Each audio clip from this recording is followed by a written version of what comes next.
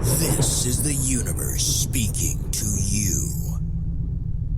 You are now tuned into the Modern Spiritual Life Coaching Podcast by the Certified Master Life Coach and Spiritual Guide, Coach Chip. Welcome, souls. We now begin this episode of a transformational journey. Unedited, unscripted, and creating something from nothingness. Now, let there be light on Modern Spiritual Life Coaching.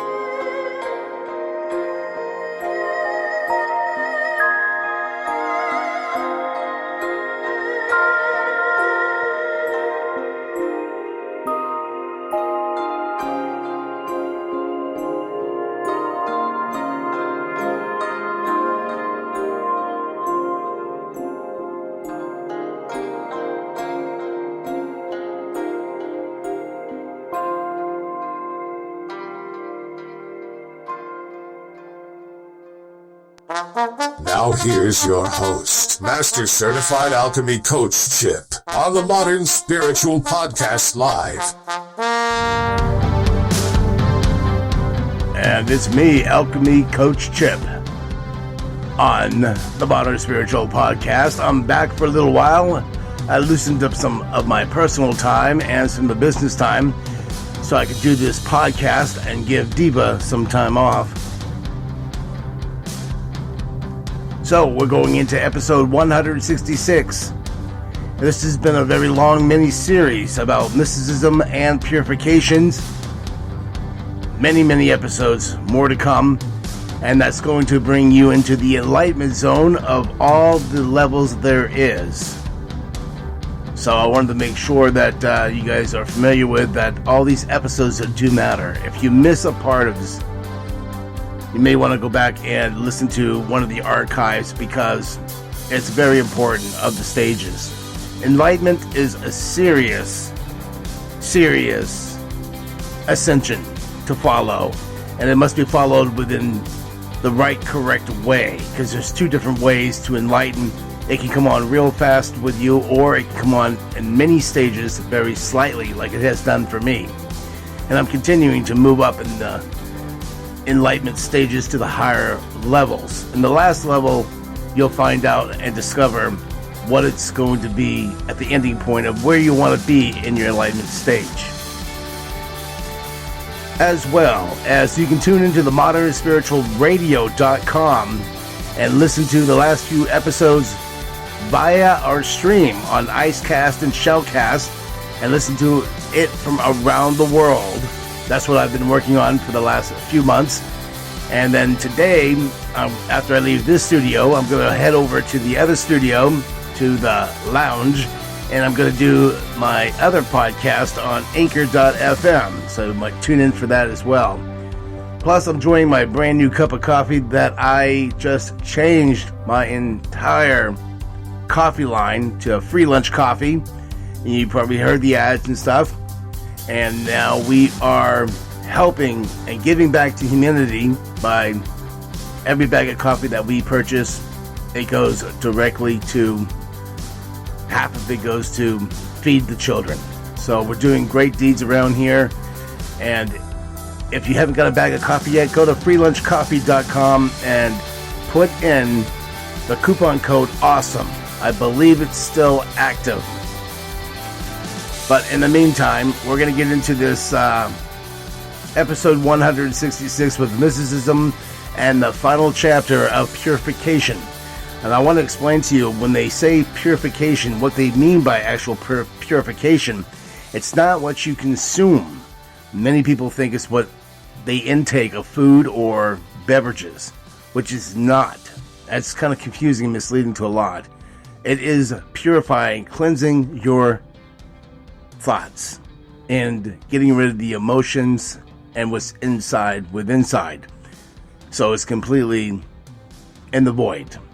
And that's how it is. It's takes time to get used to that when you get into those levels. That's why you rather take the gradual way in. But right now, let's get into this here with Evelyn Underhill's final chapter of the Purification on the Modern Spiritual Podcast.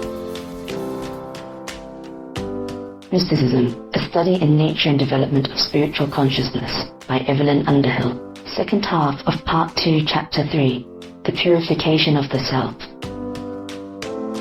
An admirable example of the mystic's attitude towards the soul-destroying division of interests, the natural but hopeless human struggle to make the best of both worlds, which sucks at its transcendental vitality, occurs in St. Teresa's purgative period. In her case, this war between the real and the superficial self extended over many years, running side by side with the state of illumination and a fully developed contemplative life. At last it was brought to an end by a second conversion, which unified her scattered interests and set her firmly and forever on the unitive way. The virile strength of Teresa's character, which afterwards contributed to the greatness of her achievement, opposed the invading transcendental consciousness, disputed every inch of territory, resisted every demand made upon it by the growing spiritual self. Bit by bit it was conquered, the sphere of her deeper life enlarged, until the moment came in which she surrendered, once for all, to her true destiny. During the years of inward stress, of penance and growing knowledge of the infinite, which she spent in the convent of the Incarnation, and which accompanied this slow remaking of character, Teresa's only self-indulgence, as it seems a sufficiently innocent one, was talking to the friends who came down from Avila to the convent parlor and spoke to her through the grill. Her confessors, unaccustomed to the education of mystical genius, saw nothing incompatible between this practice and the pursuit of a high contemplative life. But as her transcendental consciousness, her states of arising grew stronger, Teresa felt more and more the distracting influence of these glimpses of the outer world. They were a drain upon the energy which ought to be wholly given to that new, deep, more real life which she felt stirring within her, and which could only hope to achieve its mighty destiny by complete concentration upon the business in hand. No genius can afford to dissipate his energies, the mystic genius least of all. Teresa knew that so long as she retained these personal satisfactions, her life had more than one focus. She was not wholehearted in her surrender to the Absolute. But though her inward voices, her deepest instincts, urged her to give them up, for years she felt herself incapable of such a sacrifice. It was round the question of their retention or surrender that the decisive battle of her life was fought. The devil, says her great Augustinian eulogist, Fray Louis de Leon, in his vivid account of these long interior struggles, put before her those persons most sympathetic by nature, and God came, and in the midst of the conversation discovered himself aggrieved and sorrowful. The devil delighted in the conversation and pastime, but when she turned her back on them and betook herself to prayer, God redoubled the delight and favors, as if to show her how false was the lure which charmed her at the grating, and that his sweetness was the veritable sweetness, so that these two inclinations warred with each other in the breast of this blessed woman, and the authors who inspired them each did his utmost to inflame her most, and the oratory blotted out what the grating wrote, and at times the grating vanquished and diminished the good fruit produced by prayer, causing agony and grief, which disquieted and perplexed her soul. For though she was resolved to belong entirely to God, she knew not how to shake herself free from the world, and at times she persuaded herself that she could enjoy both, which ended mostly, as she says, in complete enjoyment of neither. For the amusements of the locutorio were embittered and turned into wormwood by the memory of the secret and sweet intimacy with God. And in the same way, when she retired to be with God and commenced to speak with him, the affections and thoughts which she carried with her from the grating took possession of her. Compare with these violent oscillations between the superficial and mystical consciousness, characteristic of Teresa's strong volitional nature, which only came to rest after psychic convulsions, which left no corner of its being unexplored. The symbolic act of renunciation under which Antoinette Bourguignon's interior self vanquished the surface intelligence and asserted its supremacy. Teresa must give up her passionate delight in human friendship. Antoinette, never much tempted in that direction, must give up her last penny. What society was to Teresa's generous, energetic nature, prudence was to the temperamentally shrewd and narrow Antoinette. A distraction, a check on the development of the all-demanding transcendental genius, an unconquered relic of the lower life. Many a mystic, however, has found the perfection of detachment to be consistent with a far less drastic renunciation of external things than that which these women felt to be essential to their peace. The test, as we have seen, does not lie in the nature of the things which are retained, but in the reaction which they stimulate in the self. Absolute poverty is thine, says Tola, when thou canst not remember whether anybody has ever owed thee or been indebted to thee for anything, just as all things will be forgotten by thee in the last journey of death. Poverty in this sense may be consistent with the habitual and automatic use of luxuries which the abstracted self never even perceives. Thus we are told that St. Bernard was reproached by his enemies with the inconsistency of preaching evangelical poverty whilst making his journey from place to place on a magnificently caparisoned mule, which had been lent to him by the Cluniac monks. He expressed great contrition, but said that he had never noticed what it was that he wrote upon. Sometimes the very activity which oneself has rejected as an impediment becomes for another the channel of spiritual perception. I have mentioned the curé d'art, who, among other inhibitions, refused to allow himself to smell a rose. Yet St. Francis preached to the flowers and ordered a plot to be set aside for their cultivation when the convent garden was made, in order that all who saw them might remember the eternal sweetness. So too we are told of his spiritual daughter, St. Ducheline, that out of doors one day with her sisters she heard a bird's note. "What a lovely song," she said, and the song drew her straightway to God. Did they bring her a flower, its beauty had a like effect. To look on trees, water, and flowers, says St. Teresa of her own beginnings of contemplation, helped her to recollect the presence of God. Here we are reminded of Plato. The true order of going is to use the beauties of earth as steps along which one mounts upwards for the sake of that other beauty. This too is the true order of holy poverty, the selfless use, not the selfish abuse, of lovely and natural things. To say that some have fallen short of this difficult ideal and taken refuge in mere abnegation is but to say that asceticism is a human, not a superhuman art, and is subject to the frailty of the creature. But on the whole, these excesses are mainly found amongst saintly types who have not exhibited true mystic intuition. This intuition, entailing as it does communion with intensest life, gives to its possessors a sweet sanity, a delicate balance, which guards them as a rule from such conceptions of chastity as that of the youthful saint who shut himself in a cupboard for fear he should see his mother pass by, from the obedience which identifies the voice of the director with the voice of God, from detachment such as that exhibited by the blessed Angela Foligno, who, though a true mystic, viewed with almost murderous satisfaction the deaths of relatives who were impediments. The detachment of the mystic is just a restoration to the liberty in which the soul was made.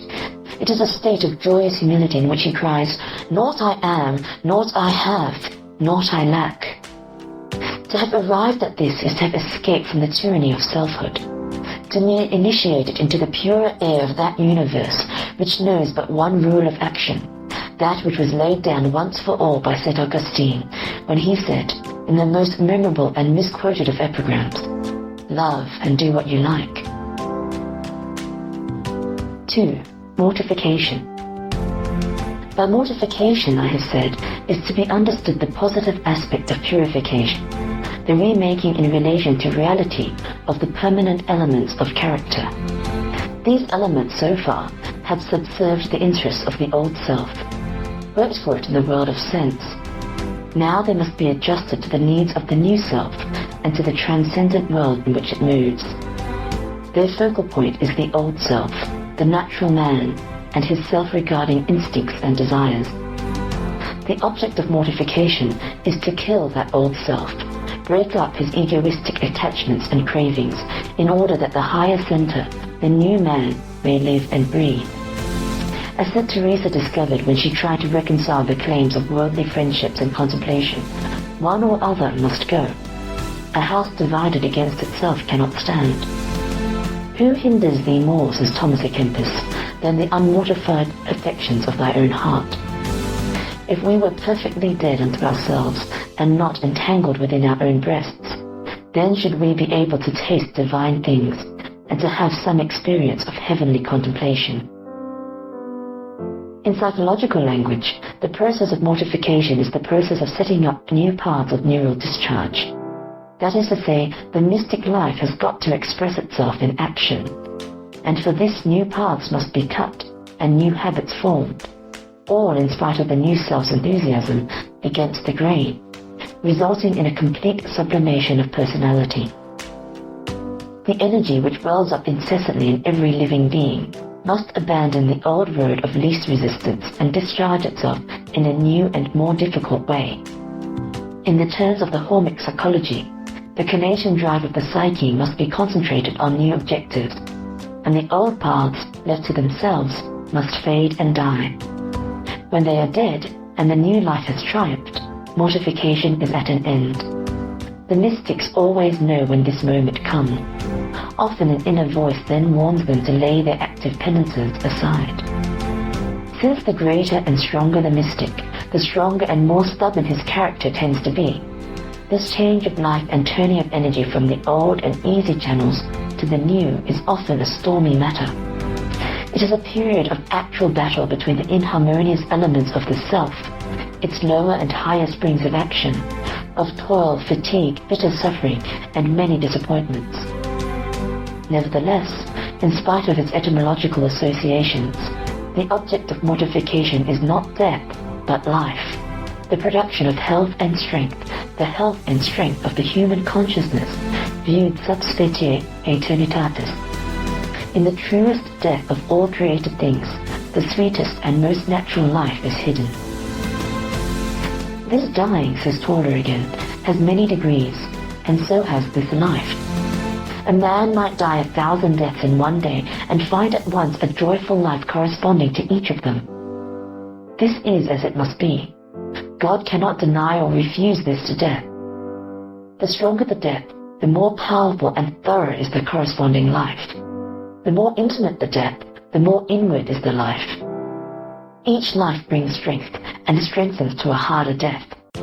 When a man dies to a scornful word, bearing it in God's name, or to some inclination inward or outward, acting or not acting against his own will, be it in love or grief, in word or act, in going or staying, if he denies his desires of taste or sight, or makes no excuses when wrongfully accused, or anything else, whatever it may be, to which he has not yet died, it is harder at first to one who is unaccustomed to it and unmortified than to him who is mortified.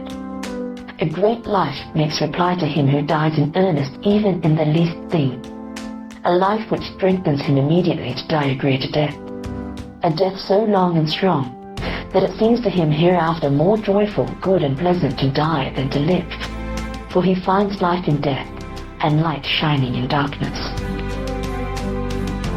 No more than detachment, then, is mortification an end in itself.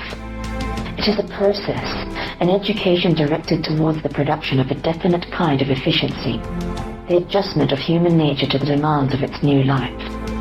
Severe to the outsider, apparently unmeaning, like their physical parallels, the exercises of the gymnasium, its disciplines, faithfully accepted, do release the self from the pull of the lower nature, establish it on new levels of freedom and power. Mortification, says the Benedictine contemplative Augustine Baker, tends to subject the body to the spirit and the spirit to God. And this it does by crossing the inclinations of sense, which are quite contrary to those of the divine spirit. By such crossing and afflicting of the body, self-love and self-will, the poison of our spirits, are abated, and in time, in a sort, destroyed. And instead of them, they enter into the soul the divine love and divine will, and take possession thereof. This transformation accomplished, mortification may end, and often does, with startling abruptness.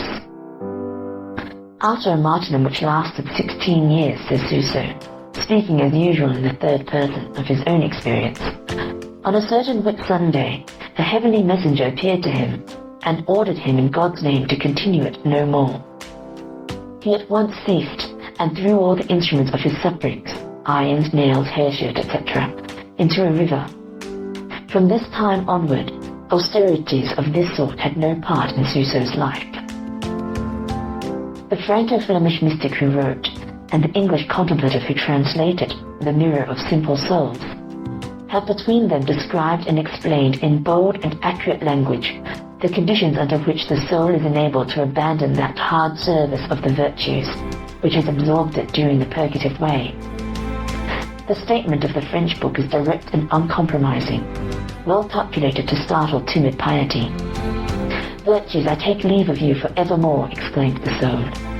"Now shall mine heart be more free and more in peace than it hath been before. I wot well your service is too travailous. Sometime I laid mine heart in you without any dissevering. You wot well this, I was in all things to you obedient. Oh, I was then your servant, but now I am delivered out of your thraldom." To this astounding utterance, the English translator has added a singularly illuminating gloss. I am stirred here, he says, to say more to the matter as thus.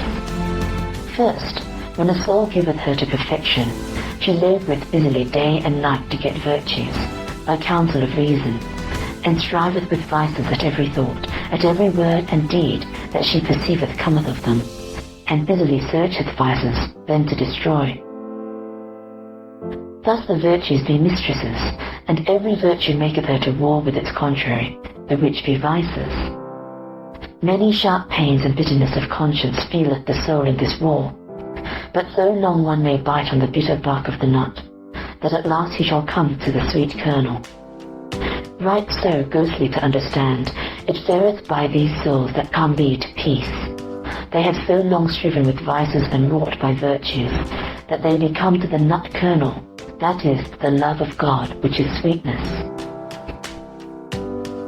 And when the soul hath deeply tasted this love, so that this love of God worketh, and hath his usages in her soul, then the soul is wondrous light and gladsome. Then is she mistress and lady over the virtues, for she hath them all within herself.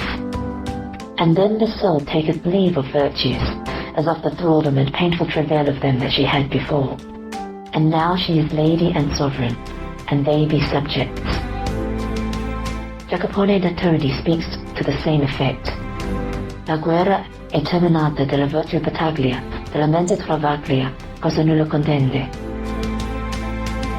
Thus St. Catherine of Genoa, after a penitential period of 4 years, during which she was haunted by a constant sense of sin, and occupied by incessant mortifications, found that all thought of such mortifications was in an instant taken from her mind, in such a manner that, had she even wished to continue such mortifications, she would have been unable to do so. The sight of her sins was now taken from her mind, so that henceforth she did not catch a glimpse of them. It was as though they had all been cast into the depths of the sea.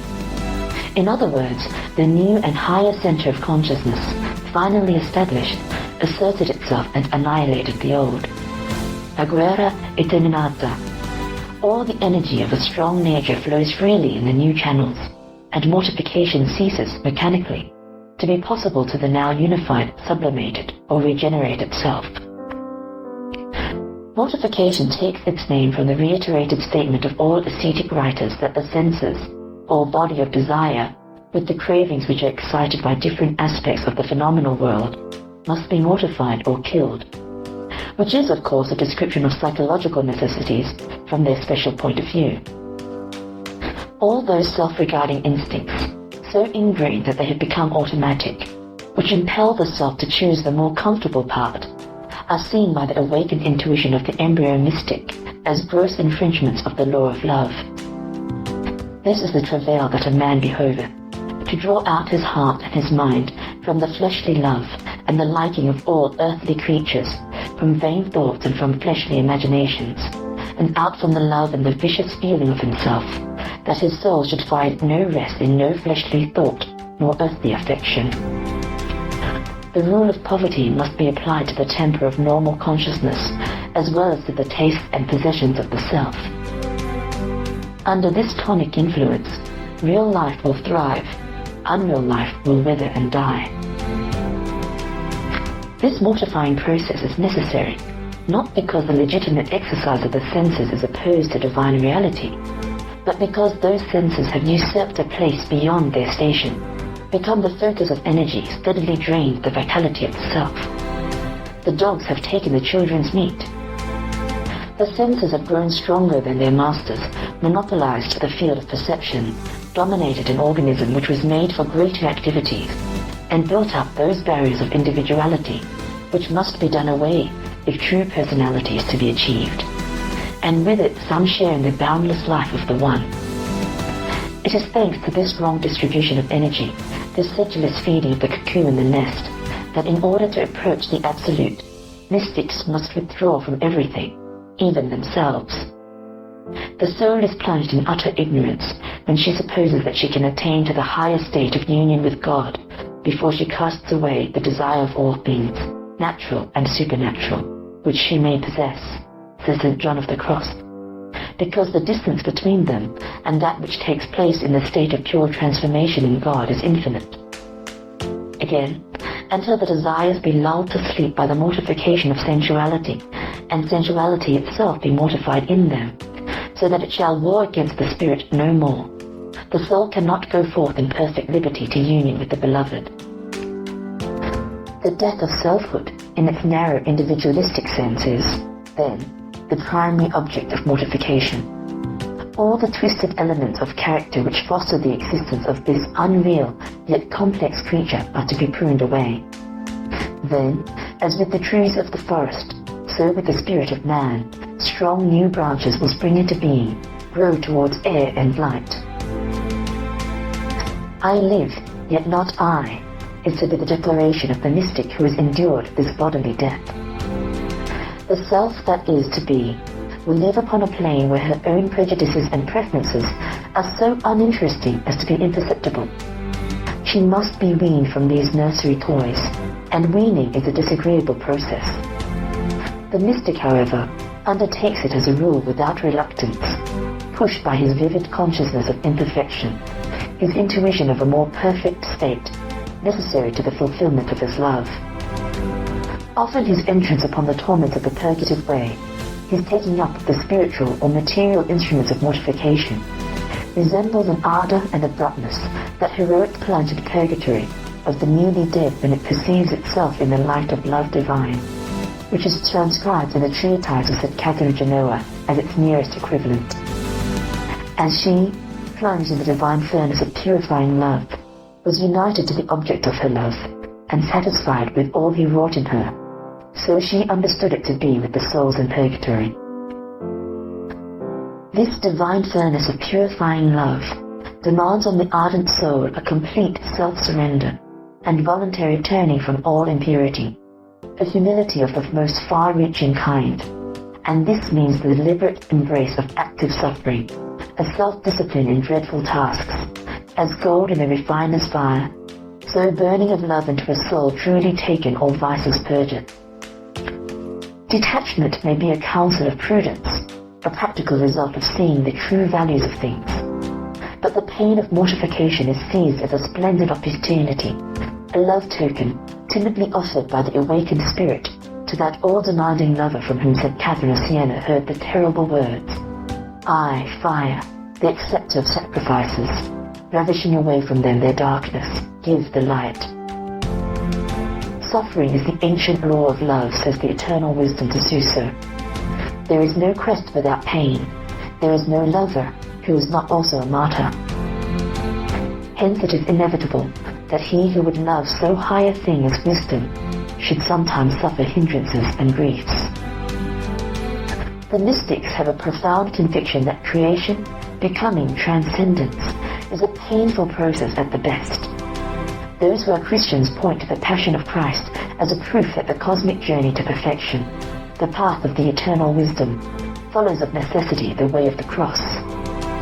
That law of the inner life which sounds so fantastic and yet is so bitterly true, no progress without pain, asserts itself.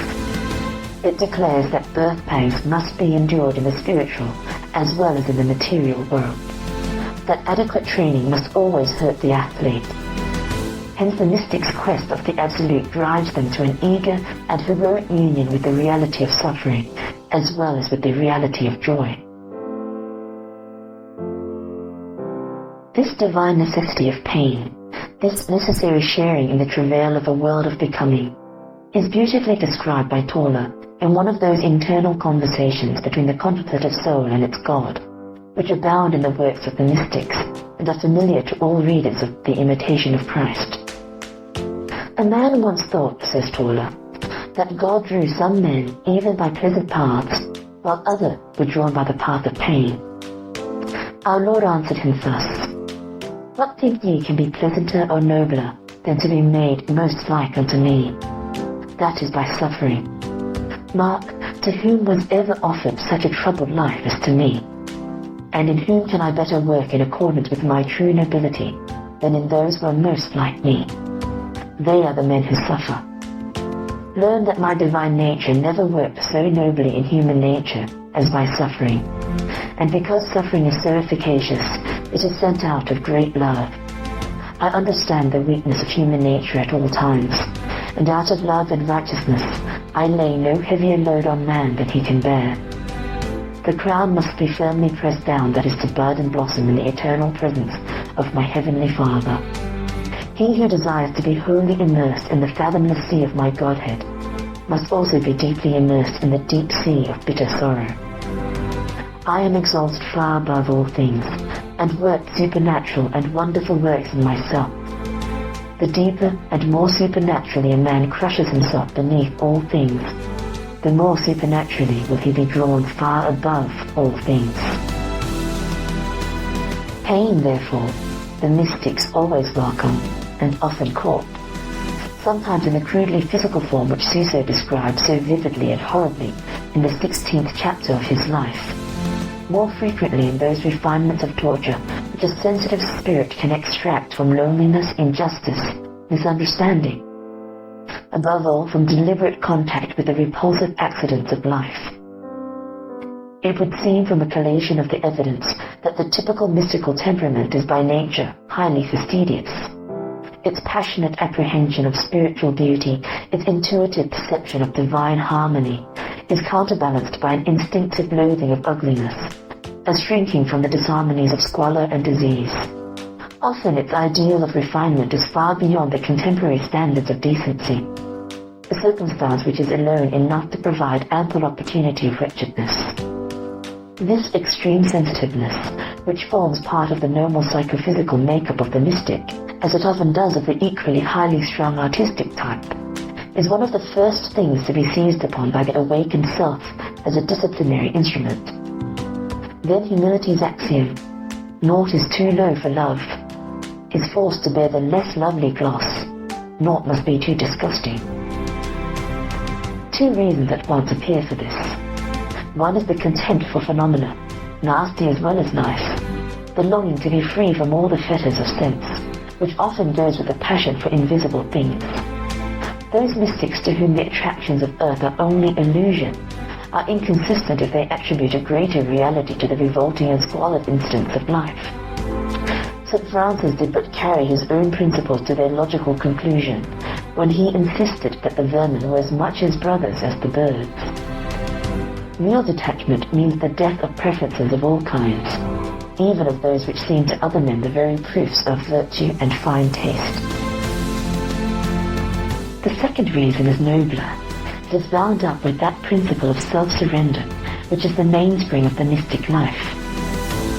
To the contemplative mind, which is keenly conscious of unity and multiplicity, of gods in the world, all disinterested service is service of the Absolute which he loves, and the harder it is, the more opposed to his self-regarding and aesthetic instinct, the more nearly it approaches his ideal. The point to which he aspires, though he does not always know it, is that in which all disharmony, all appearance of vileness, is resolved in the concrete reality which he calls the love of God. Then, he feels dimly, everything will be seen under the aspect of a cosmic and charitable beauty, exhibiting through the woof of corruption the web of eternal life. It is told of St. Francis of Assisi, in whom the love of lovely things was always paramount, how he forced himself to visit the lepers whose sight and smell disgusted him, how he served them and even kissed them. Then as he departed, in very truth that which had aforetime been bitter unto him, to wit the sight and touch of lepers, now changed into sweetness. For as he confessed, the sight of lepers had been so grievous unto him, that he had been minded to avoid not only seeing them, but even going nigh their dwelling. And if at any time he chanced to pass their abodes or to see them, albeit he were moved by compassion to do them an alms through another person, yet always would he turn aside his face, stopping his nostrils with his hand. But through the grace of God he became so intimate a friend of the lepers, that even as he recorded in his will, he did sojourn with them and did humbly serve them. Also, after his great renunciation of all property, he, once a prosperous young man who had been dainty in his father's home, accustomed himself to take a bowl and beg scraps of food from door to door. And here too, as in the case of the lepers, that which at first seemed revolting became, to him, sweet. And when he would have eaten that medley of various meats, says the legend, at first he shrank back, for that he had never been used willingly even to see, much less to eat, such scraps.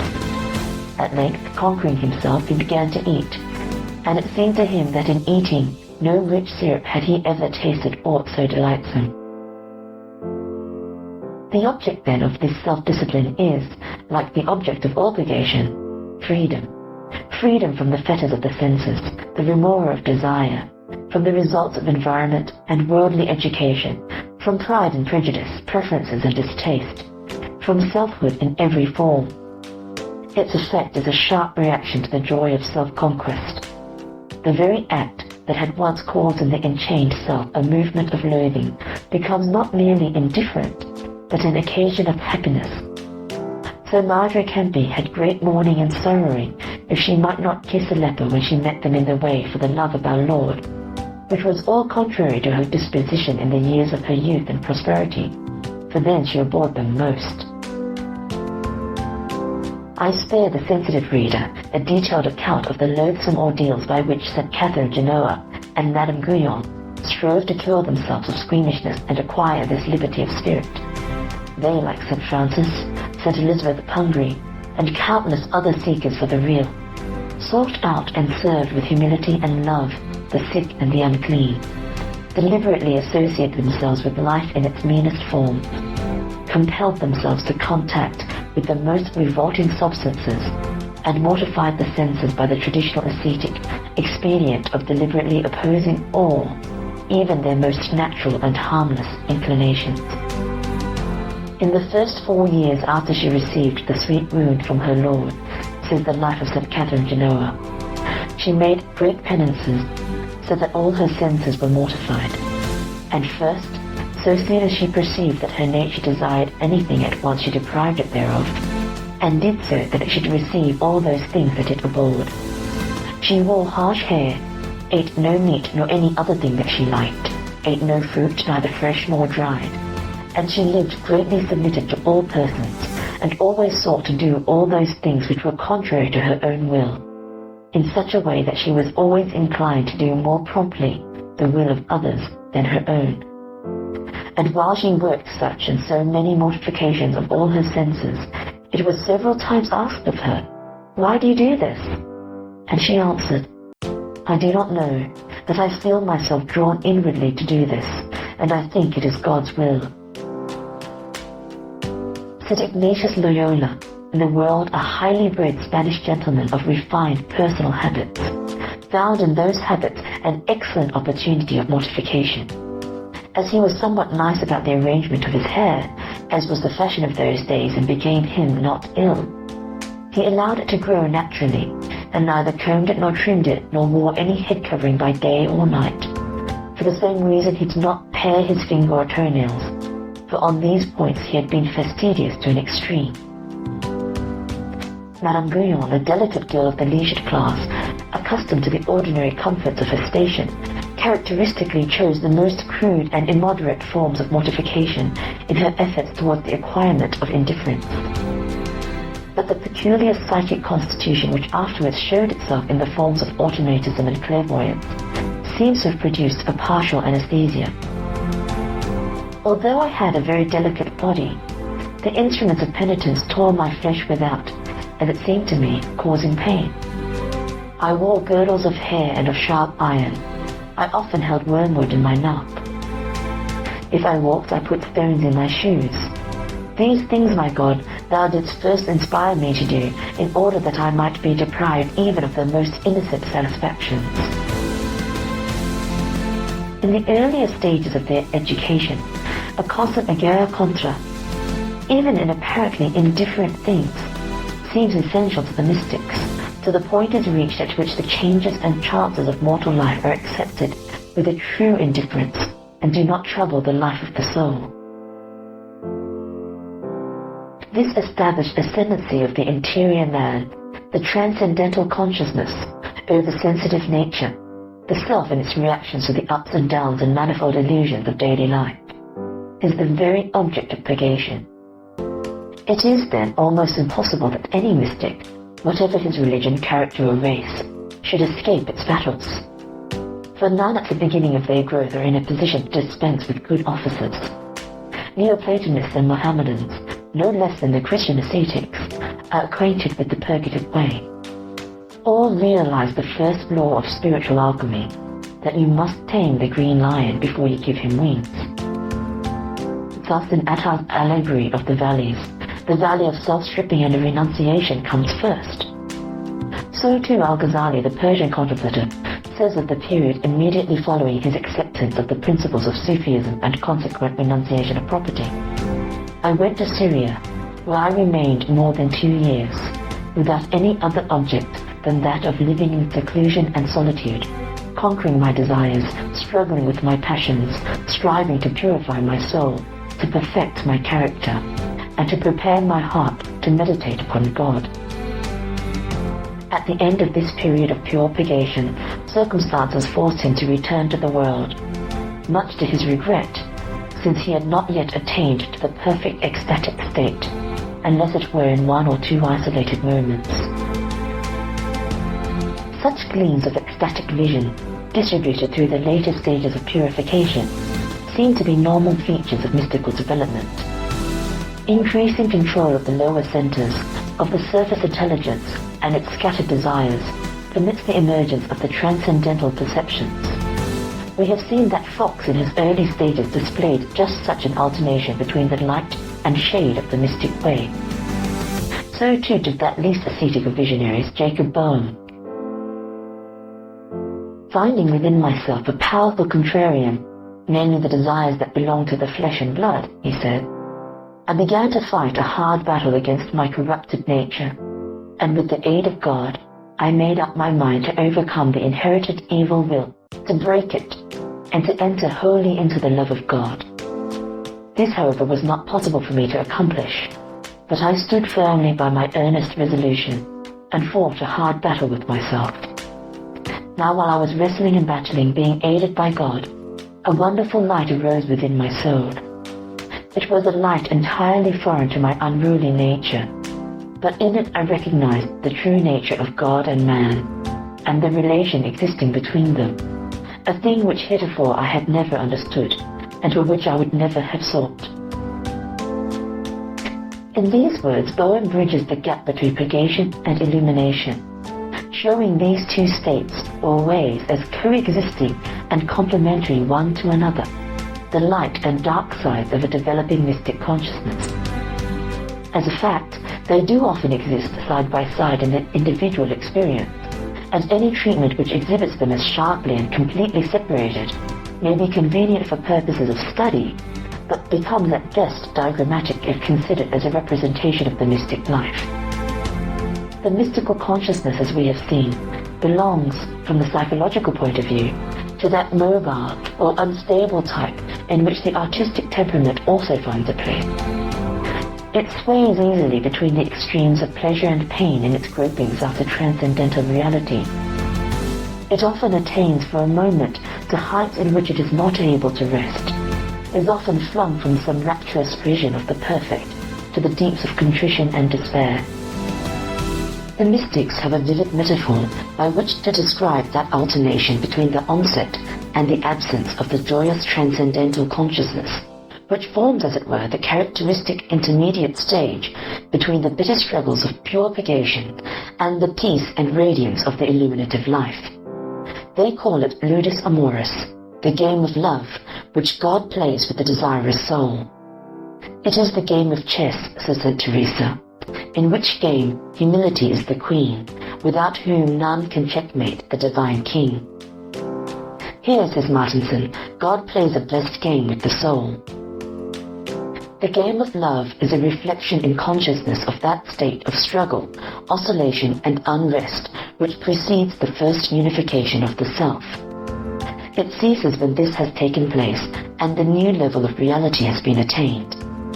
Thus, St. Catherine of Siena, that inspired psychologist, was told in ecstasy, "With the souls who have arrived at perfection, I play no more the game of love, which consists in leaving and returning again to the soul. though thou must understand that it is not, properly speaking, I, the immovable God, who thus elude them, but rather the sentiment that my charity gives them of me. In other terms, it is the imperfectly developed spiritual perception which becomes tired and fails, throwing the self back into the darkness and aridity whence it has emerged. So we are told of Wilman Merswan that after the period of harsh physical mortification which succeeded his conversion, came a year of delirious joy, alternating with the most bitter physical and moral sufferings. It is, he says, the game of love which the Lord plays with his poor, sinful creature. Memories of all his old sins still drove him to exaggerated penances. Morbid temptations made me so ill that I feared I should lose my reason. These psychic storms reacted upon the physical organism. He had a paralytic seizure, lost the use of his lower limbs, and believed himself to be at the point of death. When he was at his worst, however, and all hope seemed at an end, an inward voice told him to rise from his bed. He obeyed and found himself cured. Ecstasies were frequent during the whole of this period. In these moments of exaltation, he felt his mind to be irradiated by a new light, so that he knew intuitively the direction which his life was bound to take, and recognized the inevitable and salutary nature of his trials. God showed himself by turns harsh and gentle. To each access of misery succeeded the rapture of supernatural grace. In this intermittent style, torn by these constant fluctuations between depression and delight, did Merswan, in whom the psychic instability of the artistic and mystic types is present in excess, pass through the purgative and illuminated states. They appear to have coexisted in his consciousness, first one and then the other emerging and taking control. Hence he did not attain that peaceful condition which is characteristic of full illumination and normally closes the first mystic life, but passed direct from these violent alternations of mystical pleasure and mystical pain to the state which he calls the school of suffering love. This, as we shall see when we come to its consideration, is strictly analogous to that which other mystics have called the dark night of the soul, and opens the second mystic life, or unitive way. Such prolonged coexistence of alternating pain and pleasure states in the developing soul, such delay in the attainment of equilibrium, is not infrequent, and must be taken into account in all analyses of the mystic type. Though it is convenient for the purposes of study to practice a certain dissection, and treat as separate states which are, in the living subject, closely intertwined, we should constantly remind ourselves that such a proceeding is artificial. The struggle of the self to disentangle itself from illusion and attain the absolute is a life struggle. Hence it will and must exhibit the freedom and originality of life. Will, as a process, obey artistic rather than scientific laws. It will sway now to the light and now to the shade of experience. Its oscillations will sometimes be great, sometimes small. Mood and environment, inspiration and information will all play their part. There are in this struggle three factors. 1. The unchanging light of eternal reality, that pure being which ever shines and naught shall ever dim. 2. The web of illusion, here thick, there thin, which hems in, confuses and allures the sentient self. 3. That self, always changing, moving, struggling, always in fact becoming, alive in every fibre, related at once to the unreal and to the real, and with its growth in true being, ever more conscious of the contrast between them. In the ever-shifting relations between these three factors, the consequent energy engendered, the work done, we may find a cause of the innumerable forms of stress and travail, which are called in the objective form the purgative way. One only of the three is constant, the absolute to which the soul aspires. Though all else may fluctuate, that goal is changeless, that beauty so old and so new, with whom is no variableness, neither shadow of turning, which is the one of Plotinus, the all of Eckhart and St. John of the Cross, the eternal wisdom of Suso, the unplumbed abyss of Rusbroek, the pure love of St. Catherine Genoa, awaits yesterday, today, and forever the opening of its creature's eyes. In the moment of conversion, those eyes were opened for an instant, obtained as it were a dazzling and unforgettable glimpse of the uncreated light. They must learn to stay open, to look steadfastly into the eyes of love, so that in the beautiful imagery of the mystics, the faithful servant may become the secret friend. Then it is, says Boehm, that the divine glimpse and beam of joy ariseth in the soul, being a new eye, in which the dark, fiery soul conceiveth the ends and essence of the divine light. So hard an art is not at once acquired in its perfection. It is in accordance with all that we know of the conditions of development that a partial achievement should come first. Bewildering moments of lucidity, splendid glimpses whose brevity is due to the weakness of the newly opened and unpracticed eye which looks upon eternity, the yet undisciplined strength of the eye which looks upon time. Such is that play of light and dark, of exaltation and contrition, which often bridges the gap between the purgative and the illuminative states. Each by turn takes the field and ousts the other, for these two eyes of the soul of man cannot both perform their work at once. To use another and more domestic metaphor, that divine child which was, in the hour of the mystic conversion, born in the spark of the soul, must learn like other children to walk. Though it is true that the spiritual self must never lose its sense of utter dependence on the invisible, yet within that supporting atmosphere, and fed by its gifts, it must find its feet. Each effort to stand brings first a glorious sense of growth, and then a fall. Each fall means another struggle to obtain the difficult balance which comes when infancy is past. There are many ego trials, many hopes, many disappointments. At last, as it seems suddenly, the moment comes. Tottering is over, the muscles have learnt their lesson. They adjust themselves automatically, and the new self suddenly finds itself, it knows not how, standing upright and secure. That is the moment which marks the boundary between the purgative and the illuminative states. The process of this passage of the new or spiritual man from his awakening to the illuminated life has been set out by Jacob Boehm in language which is at once poetic and precise.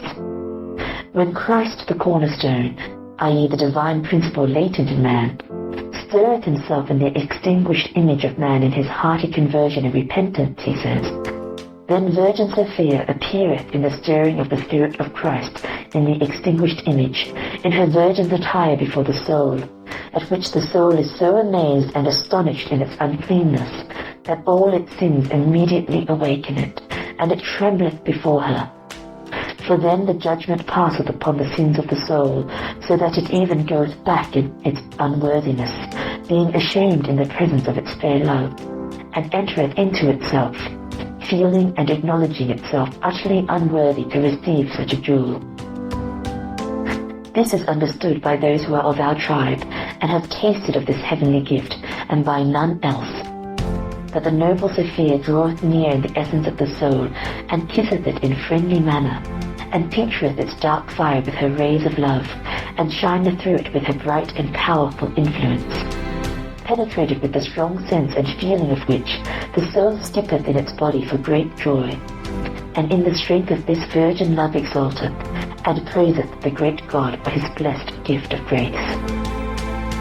I will set down here a short description how it is when the bride thus embraceth the bridegroom, for the consideration of the reader, who perhaps had not yet been in this wedding chamber. It may be he will be desirous to follow us or to enter into the inner choir, where the soul joineth hands and danceth with Sophia, or the divine wisdom. End of Part 2, Chapter 3, The Purification of the Self.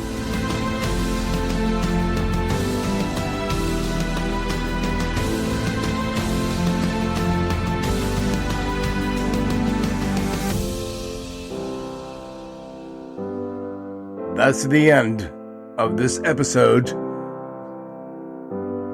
the final chapter of the Mysticism Purification. Coming up on Friday, Diva will be back, and she will be doing the illumination of oneself.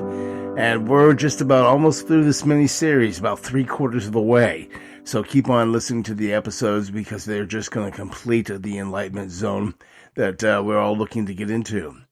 This is Alchemy Coach Chip of the Modern Spiritual Podcast. You can also follow us by going to our social media accounts. The easiest way to do it is the modernspiritualpodcast.com, and get onto our Twitter, our Facebook, YouTube, and etc.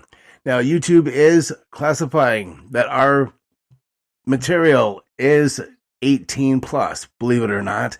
I don't believe it, and they're censoring spirituality. We talk about human consciousness, the high awareness, and they're now labeling us at 18 plus. So I just want to make sure that you are well aware of that, and that's why if you go to the website, you'll see the video player and it'll say, this has been at 18 plus labeled. They're starting to label our stuff all over the world because they don't want the truth of consciousness to know. Because if you learn about consciousness, you can catapult and succeed in life through business and through your personal life and anything. It's that powerful. That's why only 4% of the world population goes through this, and 1% actually hits the enlightenment. That's a whole lot out of a whole lot of people. There's a very little percentage of that, and I'm in that 1%. So that's what makes me so different and unique, and it's what makes this podcast so different and unique. I'm going to leave you guys with an Om Mani Padme Hum group chant, which is very interesting. I played this before on many other episodes. I love it so much. It's about 35 minutes long. It has Jonathan Goldman, and he does the group chant. Everybody's in there singing. It's a great chant to listen to throughout the day or night or anytime. When you're in your car, or if you're just pacing around the house or whatever, it is the best time to just, turn this chant on and then turn around and just chant to it. It will help alleviate any of those obstacles or the challenges of limitations that you may be facing or any issues, and it will put love into it, and it will take care of it that instantly and that gratifying. And that's why I always do it, and that's why I'm going to play it here in a moment. But after this, I'm going to be heading over to the Anchor.fm, my studios there, for the Modern Spiritual Podcast, The Lounge, The Path to Prosperity. And I'm going to talk about arrogance of mind, the arrogance of the mind. And this is going to be part of the enlightenment of what I do on my other platform that you guys might want to be interested into it. So go to Anchor.fm and you can find it under the Modern Spiritual Podcast, The Lounge. And in the meantime, I'm going to leave you guys with this group chant, like I just said. I'm going to get out of here. Dee will be back on Friday. And I hope you guys enjoyed the podcast. Follow us, like us, and you guys have a super fine one. And wherever you listen to us from around the world. Again, I'd like to mention Los Angeles. Thanks for checking in and listening to us. We always appreciate new listeners from all around the world. In the United States, Nepal, and many other places that are listening to us, thousands by the thousands of it. Here's the Om Mani Padme Hum group chant by Jonathan Goldman right here on the Modern Spiritual Podcast. And don't forget to check out the Modern Spiritual Radio.com that we have now. You can listen to the last few episodes live stream. So they're not downloadable, but you have to go into the stream and they'll play it. If you miss it, then you have to just kind of listen until it gets replayed back, and you'll be able to hear it because it's actual streaming on the radio worldwide. All right, time to get out of here, and here we go on the Modern Spiritual Podcast with integrity.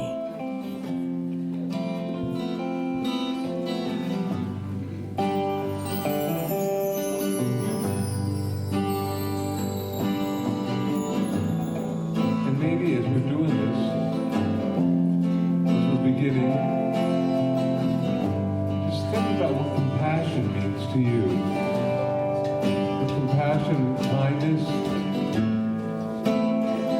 unconditional love.